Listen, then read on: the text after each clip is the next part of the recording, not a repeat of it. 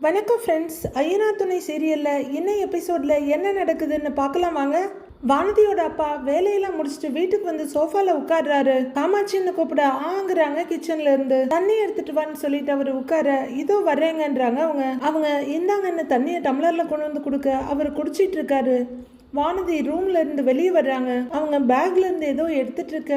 என்னையா மண்டபம் ஏதாவது செட் ஆச்சான்னு கேட்குறாங்க அவங்க அம்மா. எங்கடி நிறைய மண்டபம் ஏறி இறங்கிட்டேன். நம்ம பட்ஜெட்ல இருக்கிற மண்டபத்துல டேட் இல்ல, டேட் இருக்க மண்டபத்துக்கு நம்ம பட்ஜெட்ல இல்ல அப்படின்னு அவரு சொல்லிட்டு இருக்க. வானதி 2 மனசா தடுமாறிட்டு இருக்கவங்க பாக்குறாங்க.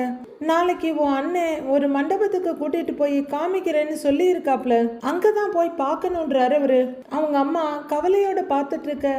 மண்டபம் கிடைக்கலன்னா நம்ம கல்யாணத்தை தள்ளி வச்சுக்கலாம்ல அப்படின்னு வானதி ஒரு பிட்ட போட அவங்க அம்மா அப்படியே திரும்பி முறைக்கிறாங்க. என்னது தள்ளி வைக்கிறதா? கல்யாணத்துக்கு நாள் குறிச்சு 2 பக்கமும் வேலை போய்கிட்டு இருக்குது, தள்ளி வைக்கிறத பத்தி பேசிட்டு இருக்கிற அப்படின்னு அவங்க அப்பா ரொம்பவே அதிர்ச்சியா கேக்குறாரு. அவங்க அம்மா வானதியை முறைச்சுக்கிட்டு, ஏண்டி மண்டபம் கிடைக்கலன்னா கண்ணாலத்தை தள்ளி வைப்பாங்களா? கோவில்ல கல்யாணத்தை பண்ணிவிட்டு அதுக்கப்புறமா ஒரு சின்ன மண்டபத்தை பிடிச்சி ரிசப்ஷன் பண்ணிட்டு போகிறோம், இதில் என்ன உனக்கு பிரச்சனைன்னு அவங்க அம்மா கேட்க, அவங்க அப்பா தண்ணியை குடிச்சும் குடிக்காமையும் அப்படியே பயத்தோட கீழே வைக்கிறாரு. இல்லை அப்படி அவசரமாக ஒரு கல்யாணம் பண்ணணுமா அப்படின்னு வானதி கேட்க, அவங்க அம்மா அப்பா 2 பேரோட முகமும் அப்படியே பயத்தில் வெளுத்து போயிடுது. 2 பேரும் ஒருத்தர் பார்த்துக்கிறாங்க. பொறுமையா 1 வருஷம் போகட்டும்னு விட்டு கூட கல்யாணம் பண்ணலாம் இல்லைன்றாங்க வானதி. அவங்க அம்மாவுக்கு அவ்வளோதான் வெறி ஏறிடுது. இவன் நம்மளை என்னன்னு நினச்சிட்டு இருக்கிறா, உதைக்கிற பக்கம்லாம் போற பாலுன்னு நினைச்சிட்டு இருக்காளா அப்படின்னு பயங்கர கோபத்தோட கிச்சனுக்குள்ள போய் சீமாரை எடுத்துட்டு வந்து தூக்கி டொப்புன்னு போடுறாங்க வானதி மேல. 1 வருஷமாவா? தொடப்பு கட்ட பிஞ்சிரும் பாத்துக்க. நீ தானேடி சொன்ன அடுத்த மாசமே கல்யாணத்தை பண்ணுங்கன்னு, அதை தானே செஞ்சிட்டு இருக்கோம் அப்படின்னு அவங்க அம்மா கத்த. அடிகளும் என்ன பயம் இருந்தாலும் வானதி வாயு மூடுறதுக்கு ரெடியா இல்ல. நான் சொன்னா நீங்க கேப்பீங்களா அப்படின்னு வானதி கேட்க அவங்க அம்மாவுக்கு ப்ரெஷர் எகிர்னு எகிருது. நான் சின்ன பொண்ணு, இன்னும் படிப்பு கூட முடியல, நீங்க பெரியவங்க, நீங்க தான் யோசிச்சு முடிவு பண்ணணும் அப்படின்னு வானதி சொல்ல அவங்க அப்பாவோட முகம் வெளுத்துக்கிட்டே போகுது. எப்படி 1 மாசத்துல கல்யாணம் பண்ணுவீங்க? அது கஷ்டம்னு நீங்க தானே யோசிக்கணும். நான் கேட்ட உடனே கல்யாணம் பண்ணி வச்சிடுவீங்களா? உங்களுக்கு என்ன அறிவு இல்லையா? முடியாதுன்னு யோசிக்க மாட்டீங்களா அப்படின்னு வானதி பேசிட்டே இருக்க. அவங்க அம்மா இடுப்புல கையை வச்சுட்டு கஷ்டப்பட்டு பெருமூச்சு எடுத்து அவங்கள கண்ட்ரோல் பண்ணிட்டு இருந்தவங்க, இதுக்கு மேல முடியாது, நீ பைத்தியக்காரியா இல்ல எங்களையெல்லாம் பைத்தியம் ஆக்கிட்டு இருக்கியாடி அப்படின்ற வேகத்தோட போய் தூக்கி போட்டதுல தள்ளி போய் விழுந்த தொடப்புக்கட்டையை எடுத்துட்டு வந்து அடி வெளுன்னு வெளுக்குறாங்க. அம்மா அம்மா அடிக்காதன்னு வானதியை தடுத்துட்டு இருக்காங்க. ஏய் உன்னை எல்லாம் போட்டுனா பாரு அப்படின்னு அவங்க அம்மா அடிச்சிட்டு இருக்க. அம்மா விடுமா அப்படின்னு வானதி தொடப்புக்கட்டையை பிடுங்கி தூர வீசிடுறாங்க. எதுக்குமா இப்ப அடிக்கிற அப்படின்னு வானதி கேட்க, இங்க பாரு, ஒழுங்கு மரியாதையா கண்ணாலத்தை பண்ணிக்கிட்டு இந்த வீட்டை விட்டு வெளியில போற வழியை பாரு, இந்த பிட்டெல்லாம் இங்க போட்டுட்டு இருக்காத அப்படின்னு அவங்க அம்மா கத்திக்கிட்டு இருக்க.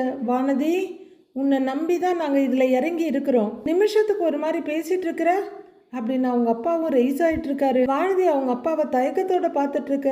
இதுக்கு மேல ஏதாவது 7:30 இழுத்துட்டு வந்தா எனக்கு நிம்மதியே இருக்காது சொல்லிட்டேங்கிறாரு அவரு தலையில அடிச்சுக்கிட்டு. அப்படி இல்லப்பா, என்னதான் நான் கல்யாணத்துக்கு ஒத்துக்கிட்டாலும் பாண்டி ஏதாவது பிரச்சனை பண்ணுவானோ பயமா இருக்குப்பா, அதான் பயத்துல அப்படி சொன்னேன்னு முடிஞ்ச அளவுக்கு சமாளிக்கிறாங்க வானதி. அவங்க அப்பாவுக்கு கொஞ்சம் ரிலாக்ஸ்டா இருக்கு.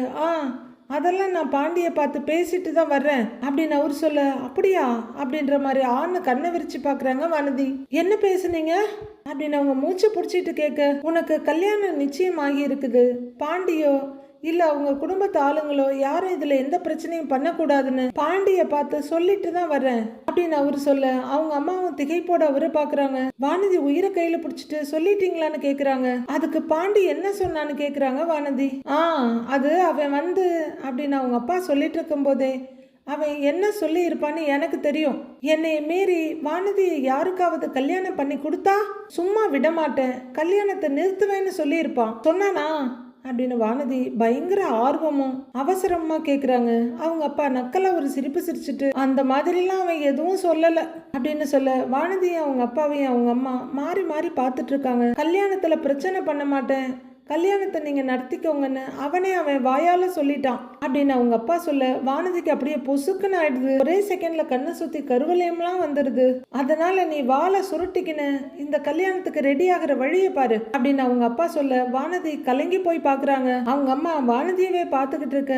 நிஜமா பாண்டி அப்படியா சொன்னாங்கிறாங்க வானதி. ஆமா, அவன் அப்படிதான் சொன்னான். அவனுக்கு நீ வானாமா, நீ கல்யாணம் பண்ணிக்க போறது நினைச்சு அவனுக்கு ஒரு கவலையும் இல்லைன்னு சொல்லிட்டான் அப்படின்னு அவங்க அப்பா சொல்ல, ஏய் கேட்டியாடி, கேட்டியா?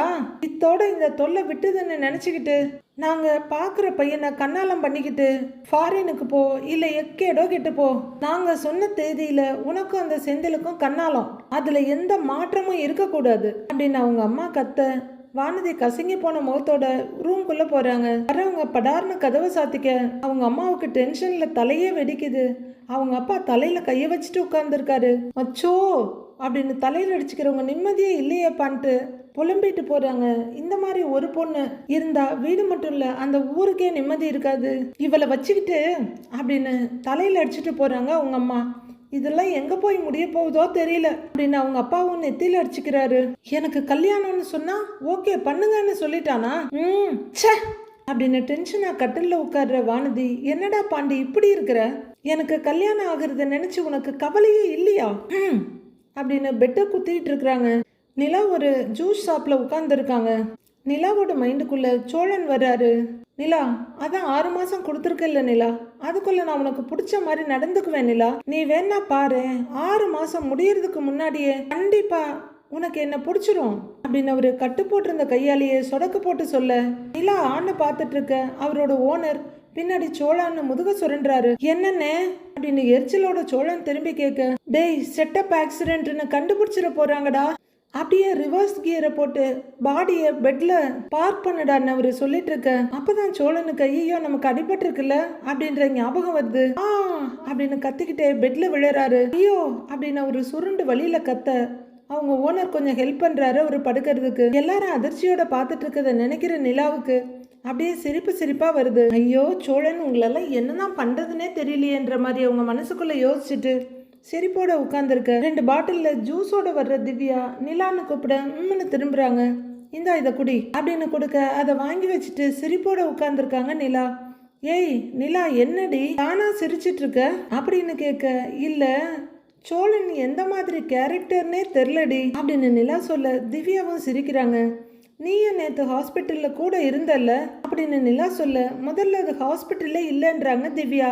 கரெக்டு தான், எப்படி நம்மளையவே நம்ப வச்சுட்டாரு பாத்தியா அப்படின்னு அரலூசு நிலா கேட்க, கால் லூசு திவ்யாவும் ஆமாங்கிறாங்க. ஃபர்ஸ்ட் கொஞ்ச நேரத்துக்கு அது ஷூட்டிங் ஹாஸ்பிட்டல்னு க்ளூவே இல்லை எனக்கு அப்படின்னு அவங்க சொல்ல, எனக்கும் அதே ஃபீல் தான் அப்படின்னு நிலா சொல்ல சிரிக்கிறாங்க திவ்யா. சோழனுக்கு அடிபட்டுருச்சு, அதுக்கு காரணம் நான் தான் ஒரு கில்ட்லயே இருந்தேன், அதை தாண்டி நான் எதுவுமே யோசிக்கல. அப்புறம் நடேசன் அங்கிள் வந்து சொன்னதுக்கு அப்புறம் தான் எல்லாமே செட்டப்னு தெரிஞ்சது அப்படின்னு நிலா கடுப்போட சொல்ல அதுக்கும் சிரிக்கிறாங்க திவ்யா. சோழன் இப்படிதான் திவ்யா, என்ன அவன் கல்யாணம் பண்ணதே டிராமா பண்ணிதானே அப்படின்னு நிலா சொல்ல, பேசாம சோழனை நடிக்க அனுப்பிடலான்றாங்க திவ்யா.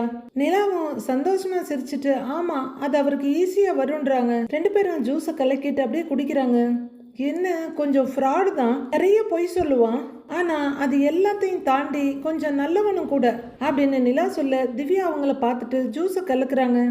எனக்காக நிறைய செஞ்சிருக்கான், அவன் பண்ற இந்த சின்ன தப்ப வச்சு எனக்கு ஒண்ணுமே இல்லைன்னு அவன்கிட்ட சொல்ல முடியல. But at the same time அவன் இப்படிலாம் டிராமா பண்ணும்போது எனக்கு எரிச்சல் ஆகுதுன்றாங்க நிலா. அவங்க முகத்துல ஏகப்பட்ட உணர்வுகள் வந்து போகுது.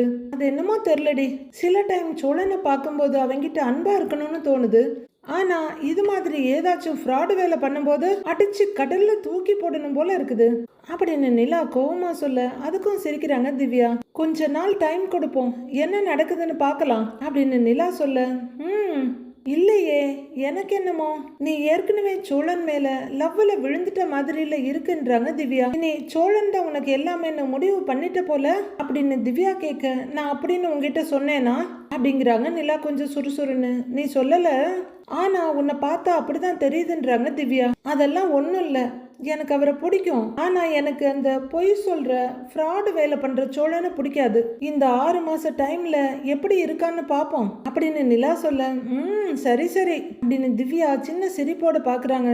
இந்த நிலா லூஸ் இப்படி இருக்கிறதுனாலதான் அந்த அரமெட்டல் சோழன் அவ்வளோ அகங்காரமா சொல்றாரு என்னை விட்டு போக முடியாதுன்னு. பாண்டி ஒரு வண்டியில என்ஜின் ஏரியாவை பிரிச்சு வேலை பார்த்துட்டு இருக்காரு.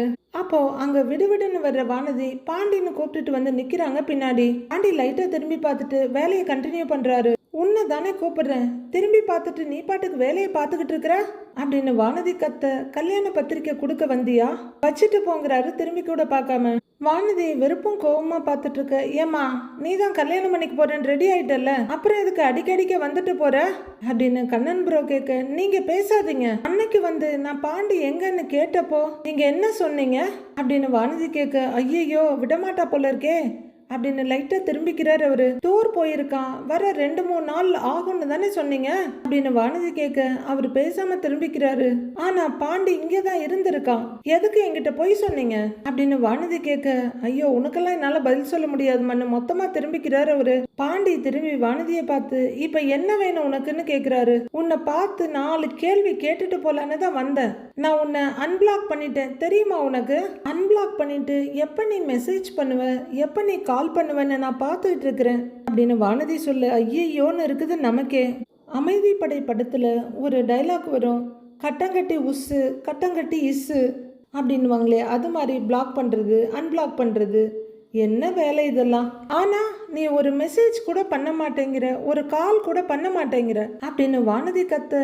நீ தானே பேச வேண்டாம் கல்யாணம் பண்ணிக்க போறேன்னு சொல்லிட்டு போன, அப்புறம் எதுக்கு நான் உங்ககிட்ட பேசணும் அப்படின்னு பாண்டி கேட்க. அதை விடு பாண்டி, எங்க அப்பா வந்து எனக்கு கல்யாணம்னு சொன்னதுக்கு நீ ஓகேன்னு சொல்லி இருக்கிற அப்படின்னு வானதி கேட்க.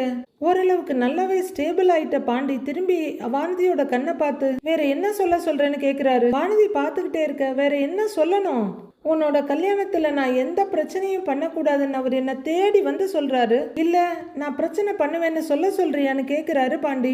நான் கல்யாணம் பண்ணிக்கிட்டு போறத நினைச்சு வருத்தமாவே இல்லையா உனக்கு அப்படின்னு வானதி கேட்க. கல்யாணம் பண்ணணுங்கிற முடிவை நீ தானே எடுத்த, நான் ஃபீல் பண்ணி என்ன ஆக போகுதுங்கிறாரு பாண்டி. உனக்கு வருத்தம் இருக்கா இல்லையா அப்படின்னு வானதி கேட்க. ஏகப்பட்ட டென்ஷனோட எழுந்து நிக்கிற பாண்டி. என்னடி பிரச்சனை உனக்கு? நீ கல்யாணம் பண்ணிக்கிறேன்னு உங்க வீட்டுல போய் சொல்லுவ, உன் வீட்டுல உன் பேச்ச கேட்டு கல்யாணத்துக்கு ஏற்பாடு பண்ணுவாங்க. பத்தாததுக்கு உங்க அப்பா எங்கிட்ட வந்து கல்யாணத்துல எந்த பிரச்சனையும் பண்ணக்கூடாதுன்னு சொல்லிட்டு போவாரு. ஆனா நான் அதையும் மீறி பிரச்சனை பண்ணணும், நீ இதைதான் எதிர்பார்க்கறியான்னு கேக்குறாரு பாண்டி. அவரு அப்படி சொல்லும் போது, நீ எனக்கு வானதியை விட்டு கொடுக்க முடியாது, வானதி எனக்கு முக்கியம்னு சொல்ல வேண்டியது தானேன்னு கேக்குறாங்க வானதி. ரொம்பவே டென்ஷன் ஆயிடுறாரு பாண்டி. ஏய் மென்டல் அடி நீ அப்படின்னு அவர் கத்த. வானதியை கொஞ்சம் பயந்து போறாங்க. கண்ணன் ப்ரோவும் ஆன்னு பார்த்துட்டு இருக்காரு. கல்யாணம் பண்ணி வைங்கன்னு நீ தான் போய் அவங்க கிட்ட கேட்டு இருக்கிற, இனிமே நமக்குள்ள ஒன்றும் இல்லை, கல்யாணம் பண்ணிக்க போறேன்னு எங்கிட்டையும் வந்து சொல்லி இருக்கிற, அதனாலதான் உனக்கு கல்யாணம் ஏற்பாடு பண்ணி இருக்கிறாங்க, இதுக்கு மேல நான் என்னதான் பண்ண முடியும் அப்படின்னு பாண்டி சொல்ல. அல்லாத குறையா நிக்கிறாங்க வானதி. இதெல்லாம் பண்ணினது நீ தானேன்னு அவரு கேட்க. நான் என்ன பண்றேன்னு எனக்கு தெரியும், ஆனா உன்னால எப்படி என்னை விட்டு கொடுக்க முடிஞ்சதுன்றாங்க வானதி. நானே போறேன்னு சொன்னாலும் நீ என்னை விட்டு போகாத வானதி அப்படின்னு நீ சொல்லி இருக்கணும்லன்றாங்க வானதி. அதை தானே சொன்னேங்கிறாரு அவரு. ஸ்ட்ராங்கா சொல்லல பாண்டி நீ அப்படிங்கிற வானதியை பார்த்து வந்து நூடுல்ஸ் ஆகுற பாண்டி எங்கேயாவது மலை உச்சியில இருந்து அப்படியே குதிச்சிடலாமான்ற மாதிரி யோசிக்கிறாரு. இங்க பாரு, நீ நினைக்கிற மாதிரிலாம் என்னால பேச முடியாது, நீ ஒண்ணுமே இல்லாத விஷயத்துக்கு சண்டை போடுவ, பிரிஞ்சிடலான்னு சொல்லுவ, அதுக்கு நான் பின்னாடியே வந்து கெஞ்சிக்கிட்டு இருக்கணுமா அப்படிங்கிறாரு பாண்டி. நீ கெஞ்சணும்லாம் நான் எதிர்பார்க்கல, ஒரு கால் ஒரு மெசேஜ் அந்த அளவுக்கு கூட நான் ஒருத்தல் என்ன நினைக்கிறியா அப்படின்னு வானதி கேட்க. கையில இருக்க நீளமான ஸ்க்ரூ டிரைவரை அப்படியே ஓங்கி அடிச்சேன்னா பாருன்னு மிரட்டுறாரு. எல்லா பக்கமும் என்ன பிளாக் பண்ணி வச்சிருக்கிற, அப்புறம் எப்படி உனக்கு கால் பண்றதுன்னு கேக்குறாரு அவரு. எனக்கு உன் மேல அவ்வளவு கோபம், என்ன பண்றதுன்னு தெரியல, அதான் நான் உன்னை பிளாக் பண்ணேன் அப்படின்னு வானதி சொல்ல. ஐயோ அப்படின்னு வேற பக்கம் பாக்குறாரு பாண்டி. நான் பிளாக் பண்ணா என்ன பாக்குறதுக்கோ பேசுறதுக்கோ உனக்கு வேற வழியே இல்லையா, அதெல்லாம் ட்ரை பண்ணினியா நீன்னு கேக்குறாங்க வானதி. பாண்டிக்கு நிஜமாவே ரொம்ப முடியல. அப்பா அப்படின்னு ஒரு பெருமூச்சு விட்டுட்டு, உன்னால எனக்கு தலையே வெடிக்குதுடி, ஏன் தான் என்னை இப்படி டார்ச்சர் பண்றியோ தெரியல அப்படின்னு கத்துறாரு பாண்டி. பாண்டி வானதி உங்களை மட்டும் டார்ச்சர் பண்ணல, எங்களையும் தான் பயங்கரமா டார்ச்சர் பண்றாங்க. எப்ப பாரு சின்ன சின்ன விஷயத்துக்கெல்லாம் சண்டை போட்டு பிரிஞ்சிடலான்னு சொல்ற. சரி போ, உன் இஷ்டப்படியே இருன்னு சொன்னா அதுக்கும் வந்து சண்டை போடுற. உன்னை என்ன தாண்டி பண்றது அப்படின்னு பாண்டி கேட்க, வானதி அழாத குறையா எனக்கு நீதான் பாண்டி வேணுங்கிறாங்க. அவ்வளவுதான். அவருக்கு இன்னமும் செம்மையா கோவம் வர, விட்டா வெளு வெளுன்னு வெளுத்துருவாரு போல இருக்கு. கையை ஓங்கிட்டு கஷ்டப்பட்டு கண்ட்ரோல் பண்றாரு. ஏய் ஓடி போயிரு அப்படின்னு பாண்டி சொல்ல, வானதி அழுதுகிட்டே நிக்கிறாங்க. உன் மேல இருக்க கோவத்துல நான் வீட்டுல போய் கல்யாணம் பண்ணி வைங்கன்னு சொல்லிட்டேன். அதுக்காக நான் உன்னை விட்டுட்டு வேறொருத்தனை கல்யாணம் பண்ணிக்குவேன்னு நீ நினைச்சியா? நீ எப்படி என்ன தேடி வருவேன்னு நான் நம்பிக்கையா இருந்தேன். ஆனா நீ வரவே இல்லை. அதுக்குள்ள என் வீட்டுல நான் சொன்னதை சீரியஸா எடுத்துக்கிட்டு மாப்பிள்ளை எல்லாம் பார்த்துட்டாங்க அப்படின்னு வானதி சொல்ல, கஷ்டப்பட்டு பல்ல கடிச்சிட்டு நீ தானடி மாப்பிள்ளை பார்க்க சொல்லி இருக்கிற அப்படிங்கிறாரு பாண்டி. நான் சொன்னேன் தான், அதுக்காக என்னால கல்யாணம் பண்ணிக்க முடியுமா? அப்படியெல்லாம் இல்ல பாண்டி, எங்க வீட்டுல கல்யாண டேட் எல்லாம் ஃபிக்ஸ் பண்ணிட்டாங்க அப்படின்னு வானதி சொல்ல, ஃபிக்ஸ் பண்ணிட்டாங்கல்ல, கல்யாணம் பண்ணிக்கிட்டு போய் நிம்மதியா இருங்கிறாரு அவரு. என்னால அதெல்லாம் முடியாது பாண்டி அப்படின்னு வானதி சொல்ல, ஐயோ கரண்ட் கம்பியாவது கை கட்டினா அதையாவது புடிச்சிடலான்னு பாக்குறாரு பாண்டி. இப்ப போய் கல்யாணம் வேண்டான்னு சொன்னா என்ன திட்டுறாங்க அப்படின்னு வானதி சொல்ல, எதுக்கு வேணான்னு சொல்றேங்கிறாரு பாண்டி. கல்யாணம் பண்ணிக்கிட்டு போக வேண்டியது தானே அப்படின்னு பாண்டி சொல்ல, எனக்கு நீதான் பாண்டி வேணும். உன்னை விட்டுட்டு நான் வேற யாரையோ எப்படி போய் கல்யாணம் பண்ணிக்குவேன் அப்படின்னு வானதி கேட்க, பாண்டி ஐயோ முடியல அப்படின்னு நிக்கிறாரு. அண்ணே அப்படின்னு கண்ணன் ப்ரோ கூப்பிட திரும்பி பாக்குறாரு. உன்னை விட வானதியோட அம்மா அப்பா தான் ரொம்ப பாவம்னு அப்படின்றாரு கண்ணன் ப்ரோ. நீங்க கொஞ்சம் அமைதியா இருங்க ப்ரோ, என் லைஃப் மேட்டரை பத்தி நான் பேசிட்டு இருக்கேன் அப்படின்னு வானதி சொல்லிட்டு இருக்கேன். கையில இருக்க திருப்புலியால தன்னோட மண்டையில போட்டுக்கலாமா இல்ல வானதி மண்டையில போடலாமான்னு பாத்துட்டு இருக்காரு அவரு. வானதி கொஞ்சம் கொஞ்சமா முன்னாடி வந்து பாண்டியோட கையை பிடிச்சிட்டு, பாண்டி நீ வந்து என் வீட்டுல பேசு பாண்டி ப்ளீஸ் அப்படின்னு கேட்க, படார்னு கையை உதறிக்கிறாரு. நான் வந்து என்ன பேசுறது அப்படின்னு கேட்க, இந்த கல்யாணம் வேண்டான்னு சொல்லு பாண்டி, வானதியை தான் லவ் பண்றேன்னு சொல்லு பாண்டி அப்படின்னு வானதி கெஞ்சலா கேட்க, நீ லூசா இல்ல நான் லூசாடி? நீ தானே வந்து நமக்குள்ள எதுவும் இல்லைன்னு சொல்லிட்டு போன, இப்ப உன் வீட்டுல பேச சொல்ற? கல்யாணத்துல எந்த பிரச்சனையும் பண்ணாதன்னு உங்க அப்பா வந்து என்ன பார்த்து சொல்லிட்டு போயிருக்காரு. நானும் எந்த பிரச்சனையும் பண்ண மாட்டேன்னு சொல்லிட்டு வந்திருக்கிறேன். இப்ப வந்து உங்க வீட்டுல என்ன பேசுறதுன்னு கேக்குறாரு அவரு. சொன்னதை செய்யணும்னு என்ன இருக்கு? நீ வந்து பேசு பாண்டி ப்ளீஸ் ப்ளீஸ் பாண்டி, இந்த கல்யாணம் வேண்டாம்னு சொல்லு. நான் சொன்னா அவங்க கேட்க மாட்டேங்கிறாங்க. எனக்கு நீ தான் வேணும் பாண்டி, வந்து பேசு பாண்டி ப்ளீஸ் பாண்டின்னு அவரோட கையை பிடிச்சிட்டு கெஞ்சுறாங்க. கையை வெடுக்குன்னு புடுங்கிக்கிட்டு பைத்தியம் மாதிரி பண்ணிட்டு இருக்க வானதிங்கிறாரு அவரு. நீ என்ன வேணாலும் சொல்லிக்கோ, ஆனா ப்ளீஸ் வந்து பேசு பாண்டி, எனக்கு நீ தான் வேணும் பாண்டி, நான் உன்னதான் கல்யாணம் பண்ணிக்குவேன். அவங்க இவ்வளவு சீக்கிரம் ஒரு பையனை பார்ப்பாங்க, டேட் ஃபிக்ஸ் பண்ணுவாங்கன்னு நான் நினைக்கவே இல்லை அப்படின்னு வானதி சொல்ல, கோவத்தை கண்ட்ரோல் பண்ண முடியாம நிக்கிறாரு பாண்டி. என்னால சத்தியமா உன்னை தவிர வேற யாரையும் நினைச்சு கூட பார்க்க முடியாது பாண்டி. இத நான் சொன்னா என்ன திட்டுறாங்க. நீ வந்து பேசு பாண்டி ப்ளீஸ் பாண்டி, நான் தான் வானதிய கல்யாணம் பண்ணிப்பேன்னு சொல்லு. ஏதாவது பண்ணி இந்த கல்யாணத்தை நிறுத்து Pandi please please Pandi, Pandi please Pandi அப்படின்னு மறுபடியும் கையை பிடிச்சிக்கிட்டு, எனக்காக வந்து பேசு பாண்டி, என்னை பத்தி உனக்கு தெரியும்ல, நான் கோவத்துல அப்படிதான் பேசுவேன். ப்ளீஸ் பாண்டி, இந்த ஒரு தடவை மட்டும் என்ன மன்னிச்சிரு பாண்டி, வந்து பேசு பாண்டி, இனிமே நான் இப்படி பண்ண மாட்டேன் பாண்டி, உன்கிட்ட சண்டை போட மாட்டேன் பாண்டி, நீயே என்கிட்ட கோவப்பட்டு சண்டை போட்டாலும் நான் உன்னை திட்ட மாட்டேன், சண்டை போட மாட்டேன், பிளாக் பண்ண மாட்டேன், பிரேக்கப்னு சொல்ல மாட்டேன் பாண்டி அப்படின்னு கண்ணீரோட அவங்க கையை பிடிச்சி கெஞ்சிக்கிட்டு இருக்க பாண்டி அவரை கஷ்டப்பட்டு கண்ட்ரோல் பண்ணிட்டு இருக்காரு. கையில இருக்க துடைக்கிற துணியை தூக்கி வீசுறாரு கண்ணன் ப்ரோ. கொஞ்ச நேரம் கண்ணை மூடிட்டு அமைதியா நின்னுடுறாரு அவரு. வானதி கேட்டதோடையோ சொன்னதோடையோ விடாம கையை பிடிச்சி அவரு தரன்னு இழுத்துட்டு வர்றாங்க. ஏய் விடுடி என்ன அப்படின்னு கூட்டிட்டு வர, வான்னு கூட்டிட்டு வர்றாங்க வானதி. விடு வானதி என்ன அப்படின்னு கைய புடுங்கிக்கிறவரு, நான் என்னடி வந்து பேசுறதுன்னு கேக்குறாரு. அவருக்கு பயங்கர சங்கடமா இருக்கு. வானதியோட அழிச்சாட்டியமும் தாங்க முடியல. உங்க அப்பா என்கிட்ட வந்து கல்யாணத்துல பிரச்சனை பண்ணாதீங்கன்னு சொன்னதுக்கு நான் பண்ண மாட்டேன்னு சொல்லியிருக்கேன், இப்ப வந்து பேசினா நல்லா இருக்குமா அப்படின்னு கோவம் கண்ட்ரோல் ஆன குரல்ல கேக்குறாரு பாண்டி. அதெல்லாம் எனக்கு தெரியாது, நான் ஏதோ கோவத்துல சொல்லிட்டேன், அதுக்கான உடனே மாப்பிள்ளை பார்த்து கல்யாணம் ஃபிக்ஸ் பண்ணிடுவாங்களா அப்படின்னு வானதி கேட்க, ஐயோ இவளால இந்த உலகத்திலேயே நிம்மதி இருக்காது போல இருக்கே அப்படின்னு திரும்பிக்கிறாரு அவரு. நான் சின்ன பொண்ணு, இவ்வளவு சீக்கிரம் எனக்கு கல்யாணம் பண்ணணும்னு என்ன இருக்கு, இன்னொரு 2-3 வருஷம் போகட்டும்னு யோசிச்சிருக்கலாம்ல அப்படின்னு வானதி கேட்க, 2-3 வருஷமா? உன்னையெல்லாம் 2 நாள் சமாளிக்கிறதே பெரிய கஷ்டம்னு அவரு பாக்குறாரு. எங்கேயோ உங்ககிட்ட சண்டை போட்ட அந்த கோவத்துலதான் அப்படி சொல்லியிருப்பேன், அவங்க யோசிக்க வேண்டாமா? யோசிச்சிருக்கலாம்ல. அப்படின்னு வானதி கேட்க, உனக்கு இதே வேலடி, என்ன நினைக்கிறேன்னு நீயா சொல்ல மாட்ட, ஆனா அவங்களா புரிஞ்சுக்கணும் இல்ல அப்படிங்கிறாரு பாண்டி. இப்ப அதுவா பிரச்சனை?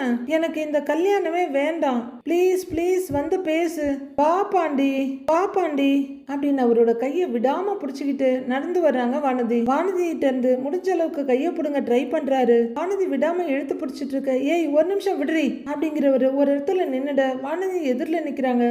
நான் உன்னைய கல்யாணம் பண்ணிக்கிறதுக்கு அவங்க ஏற்கனவே ஓகே சொல்லிட்டாங்க, நான் தான் டைம் கேட்டிருக்கேன், அதுக்கும் ஓகே சொன்னாங்க, நீ தான் தேவையில்லாம போய் கல்யாணம் பண்ணி வைங்கன்னு கேட்டிருக்க, இதை நீ தான் ஃபேஸ் பண்ணணும், நான் என்னடி பண்றது அப்படின்னு சங்கடமும் வருத்தமா கேட்கிறாரு பாண்டி. வானதி அவரை பரிதாபமா பார்க்க, நான் அவங்ககிட்ட பேசினா சரியா இருக்காது வானதிங்கிறாரு பாண்டி. உடனே வானதி உச்சாணி கொம்புக்கு ஏறிடுறாங்க.